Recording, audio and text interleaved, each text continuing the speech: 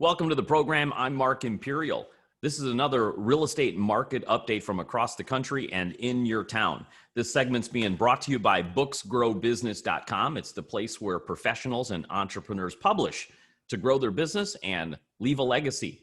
Joining me on the call, our market update is right here in my own backyard. It's the Chicagoland area in the Chicago suburbs. Joining me is Jason Coombs. Jason, welcome to the program. Thank you, Mark. Appreciate the invite, and anytime, my friend. Now, I see that you're in the field, so I'm glad to see that you're out there showing homes. So tell us a little bit about your particular practice and the type of folks that you help. Okay, so not to bore you with all the details, but bottom line, I help pretty much anybody, any price range, say condos, starting in the low 100s all the way up to luxury homes, which in DuPage County, where you and I live, is pretty much anything over $1 million, million plus. And so, and everything in between, buyers and sellers. But my partner, he focuses primarily on high-end and luxury homes, and I deal with pretty much everybody else. That's the normal price range, right? Which in our county is 300 to 400 to low fives is considered kind of the normal range of price homes, maybe into the high twos too. Hope that answered your question. So, right on, absolutely. So the question on everyone's mind right now is what they want to know is how this pandemic has affected real estate in our particular market in the Chicagoland area. Tell me what you first saw when the nation shut down for the first time. Well, you know what? And March through, was it late May with Governor Pritzker, he deemed the realtors essential, right? So did it slow down? Sure. I'm not going to lie to you. It did slow down. Were deals still being done? Yes. Were they being done at the fervor they were up until middle of March? No. However, myself and all of my, realtor colleagues that we, for all different brokerages, we've all talked and met, and we had a feeling that once it was lifted, that there would be a pent-up surge, and we were right.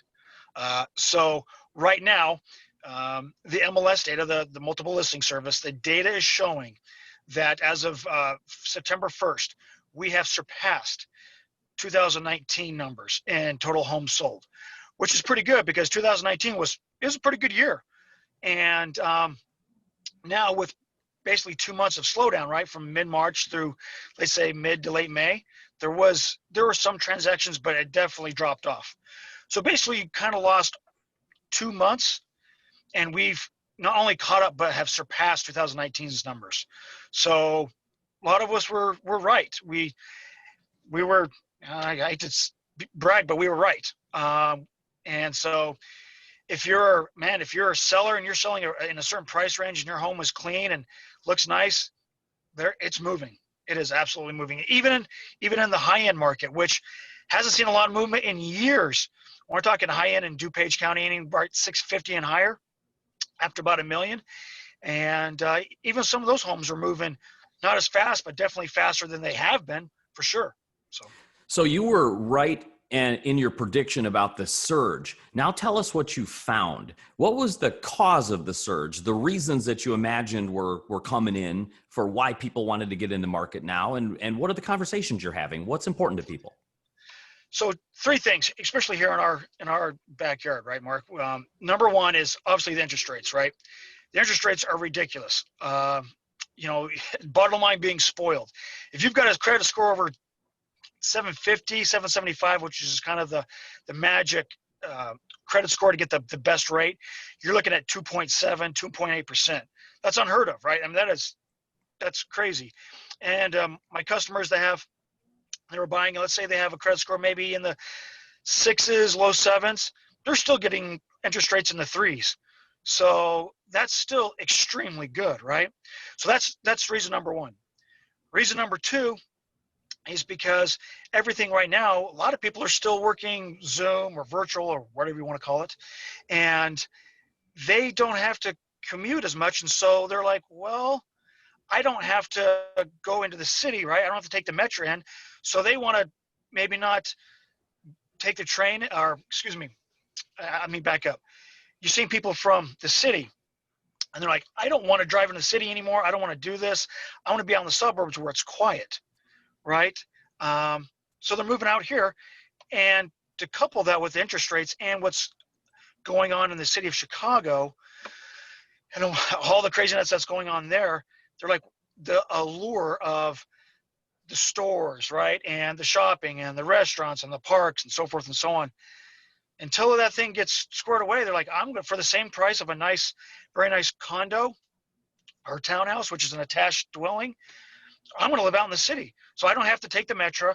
I don't have to drive in, and I don't have to deal with the stuff in Chicago, and it has low interest rates. So it's a kind of a triple whammy.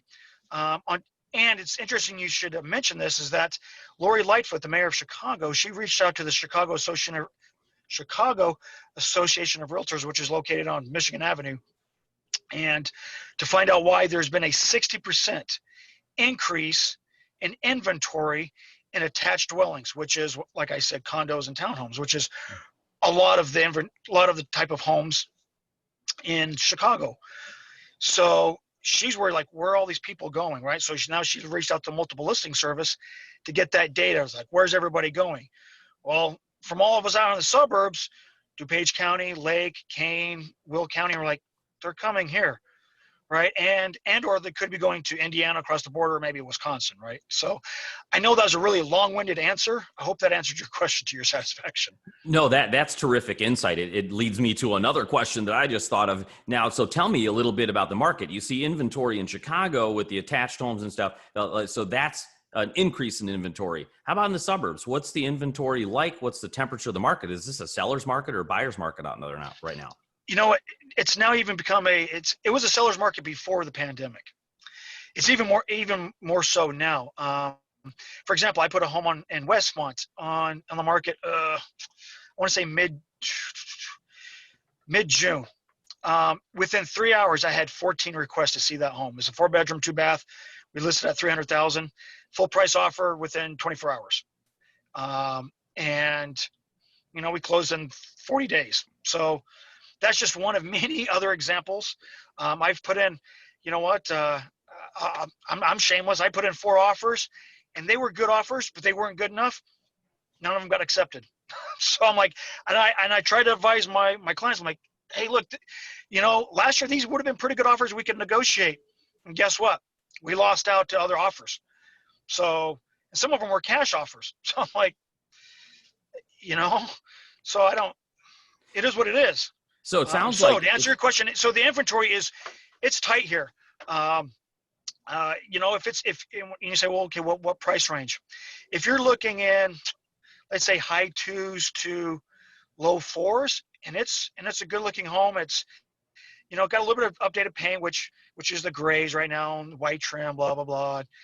If it looks somewhat updated in the past 4 or 5 years, and it's not a total money pit, it's going to sell, and it's going to sell quickly. So could the market slow down a little bit as we head into the holidays? It typically does. But right now, as of right now, no, sir, it hasn't. So it sounds like it's really good for the sellers now. Do they even need any advice? Is there a piece of advice more important today for a seller than ever before? Man, that's a great question. I still always tell my sellers, right now is a good time. And if you want to do anything to really show your home well, you have to be objective about your home. People get attached to their home, right? It's almost like their pet. They have a lot of feelings and memories there, and I get that. But when you put that on the market, it's no longer, the market doesn't care what you think. So I tell them, like, at least if you can, paint the trim white, because brown trims out. Kind of lighten it up a little bit. All the simple things we did beforehand, really no different. If you just spend a couple $1,000s of paint, it does wonders. It is your best bang for buck, is paint. The paint of 10, 15 years ago of the warm colors, that's gone. Could you possibly sell your house? Sure, it'll just take longer. So if you do a little bit of elbow grease or you pay somebody, that paint goes a long ways. I'm imagining that the advice is really needed on the buyer side. So what kind of advice would you give the buyers today in this particular market? What's most important today than ever before? be ready. You know what? You got to have a pre-approval letter. You're going to walk into a home, and if you're not pre-approved because you owe this or think you can afford this or whatever your math has come up with, or man, you're going to come across that home or two. You go on our first, let's say 5 or 6 homes we could take a look at. You like one or two of them. Well, guess what? If you like it, there's about a half a dozen other people who like it, and they already have their pre-approval letter saying that they are a bona fide qualified buyer to purchase said home. And you're going to be behind the 8 ball. You're going to be behind the decision-making process, and you're going to be out. I've witnessed it over and over and over again. So they got to have their financial ducks in a row, and they got to be able to willing to go in and go in hard. None of this oh, we've got time. If you really like it, go in strong. If not, don't look at me or don't look at your other agent and going, why didn't I get the house? I'm like, well, I advise you to do this. And I can't force you. So we're in the trenches every day seeing homes sell and buy and all that kind of stuff. And you're trusting me to help you get into this house that, it could be your dream house or downsizing or whatever the case may be. So bottom line, that's a very long-winded answer. You've got to have your financial ducks lined up in a row. You've got to be aggressive. If you really like the place, go after it. This is really fantastic information. Jason, tell us a little bit about yourself. What inspired you to get into real estate? Well, you know what? I spent 21 years in the military. So that's complete paradigm shift, right? I'm like, this is real estate, and being any type of salesperson is very different from the world I came from. So, my wife's in real estate. She does it on the data side. And some people told me, oh, you make a great real estate agent. I'm like, I've owned homes, but I don't know anything. And I learned School of Hard Knocks. It's a high attrition rate. And so that's how I got into it. People kind of talk me into it. It's chapter 2 of my life.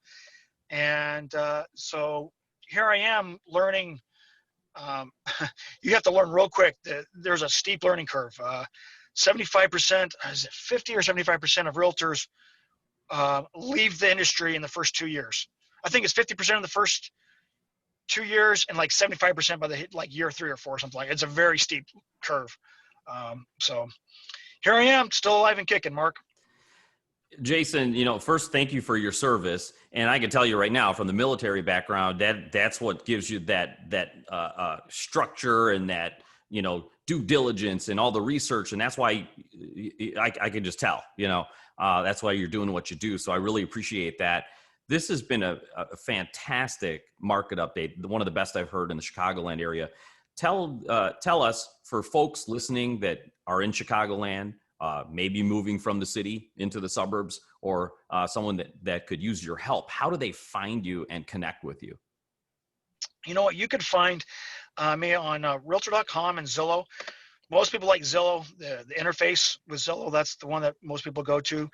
So, and the reason why I say those 2 sites is that you can look at my reviews. You can also look at, it has my contact information as well. And you can look at on Zillow, you can look at the homes that I've sold on the buy side and on the sell side, right? I've helped both people on both sides of the transaction. So, and I have my brokerage and my contact information and all that. So, yeah, that's how they can contact me and kind of look me up and make sure I'm not some crazy guy, right? So,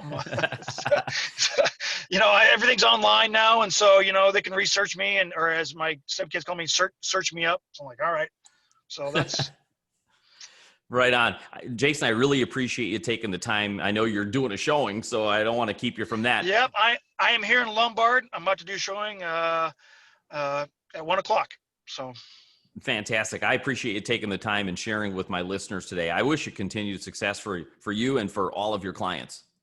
Thank you, Mark. I really appreciate this chat, and it's good to see you, my friend. Likewise. I'm Mark Imperial, and this has been another market update. This segment's been brought to you by booksgrowbusiness.com. It's the place where professionals and entrepreneurs publish to grow their business and leave a legacy. That's all for now. Join me on my next Expert Spotlight. Take care, everybody.